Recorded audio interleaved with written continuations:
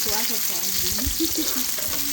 Nagluto tayo ng corned beef, mga besh, kay gigotom nami, mga dabarkad.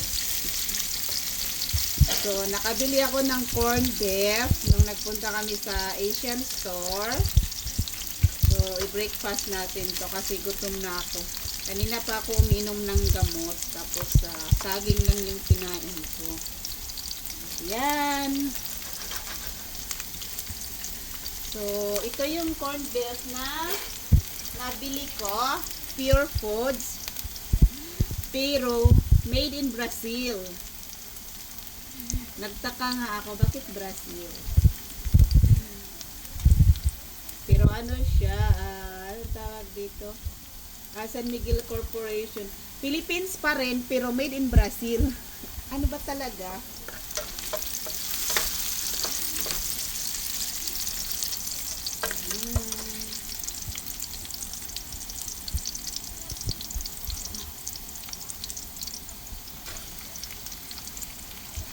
So, bihira lang akong bumili nito kasi medyo may kamahalan din. $7 pa naman.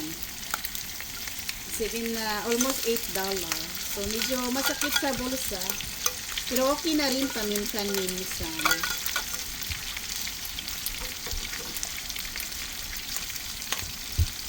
So, sobrang ginaw sa amin kaya mas lalong parang frozen ba. Tumigas yung oil ng yung grease ng corned beef.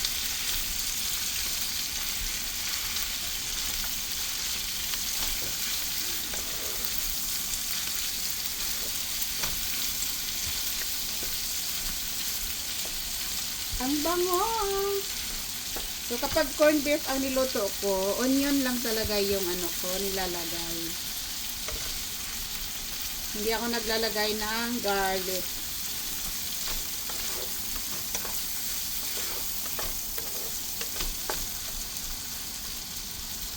Ang bango, ang bango, ang bango.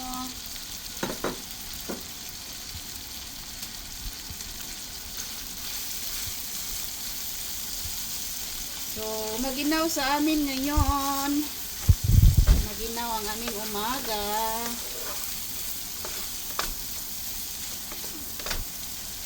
Ito.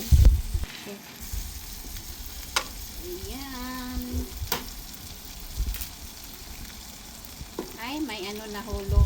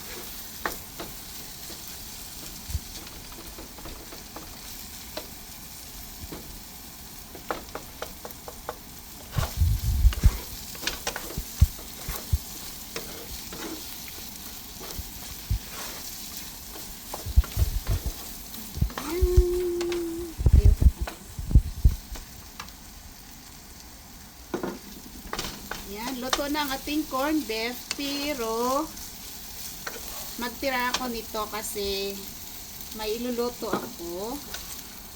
Magluto ako ng kangkong. Kaunti lang na kangkong ang iluto ko.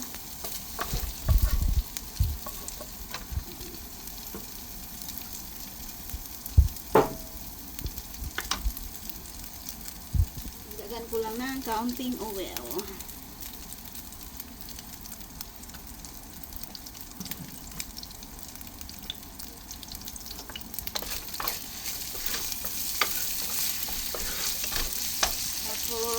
Itong kangkong naman, hindi ko to uubusin kasi i-frozen ko yung iba.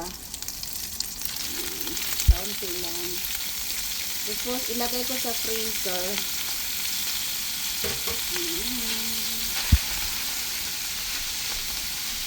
Ito.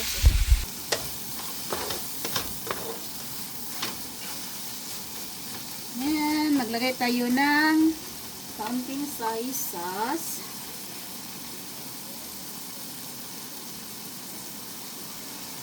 So, ito yung nabili ko na soy sauce. Naghanap ako ng ganito kalaki, kaso lang wala na doon. So, wala akong ibang choice. Bumili ako ng maliit. Tapos, lagyan natin pala to ng counting seasoning mix. Para maging malasa ang ating gulay na kangkong.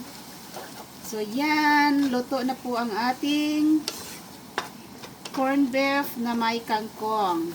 At ang ating corned beef na may egg. Yan. Thank you for watching. See you for next video. Please subscribe, like, and share. Thank you. Bye.